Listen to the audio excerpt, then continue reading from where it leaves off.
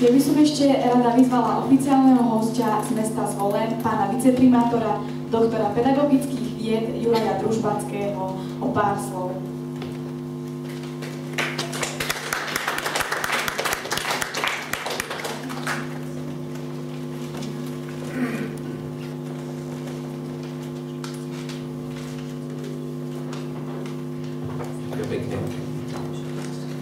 Dobrý deň, dovolte mi, aby som vás pozdravil nielen v mene svojom, všetkých účastníkov konferencie, ale samozrejme aj v mene pána primátora, inžiniera Miroslava Kusejna, ktorý sa nemohol z pracovných dôvodov tejto konferencie zúčastniť, ale kázal mi, aby som vás všetkých veľmi pekne pozdravoval a poprial vám veľa úspechov.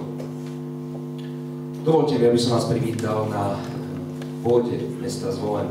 Rok 2013 je známy ako rok za európskeho občana a zároveň si práve v týchto dňoch a ich vyvrcholenie bude práve 31. mája pripomína 770. výročie udelenia mestských výsad.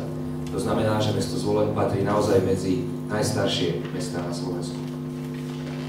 Takisto v tomto roku uplynie 170 rokov od uzákonenia spisovnej slovenčiny Ľudovítom Štúrom, ktorý bol samozrejme jedným z prvých poslancov za mesto Zvolen v Uhorskom sneme. Je to prvýkrát, čo sa organizuje medzinárodné podujatie pre deti a študentov základných škôl, stredných a vysokých škôl s názvom Heureka. Konferencia mladých Európanov. Cieľom konferencie je upriamiť pozornosť mladých Európanov zo Slovenska aj zo zahraničia na dodržiavanie ľudských práv, na vzájomné porozumenie, toleranciu a spoluprácu, na zmysluplné trávenie voľného času.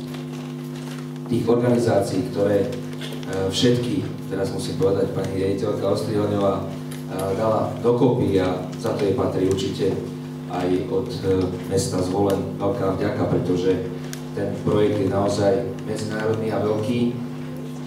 Takisto spolu so súkromným centrom voľného času, súkromnou základnou umeleckou školou Heureka, v spolupráci s obcov Buča, centrom komunitného organizovania, Podpolianským osvetovým strediskom, základnou školou námestia mládeže, mestskou políciou Zvolen a centrom pedagogicko-psychologického poradenstva a prevencie pripravili a organizujú túto konferenciu. Takisto tých sponzorov je veľmi veľa a naozaj sa treba poďakovať pani riaditeľke, ktorá to naozaj zvládla na jednotku, na výbornú a ja si myslím, že si zaslúži veľký potlesk.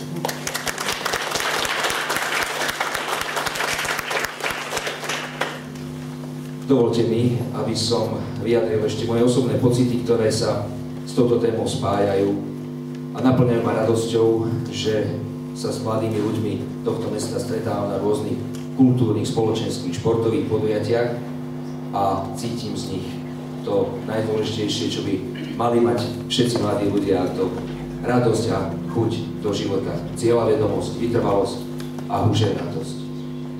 Ďakujem všetkým prednášajúcim, ktorí sa chcú o tieto všetky svoje poznatky s nami podeliť a ja dúfam, že táto konferencia naozaj prinesie krásne a dlhotrvajúce priateľstvá.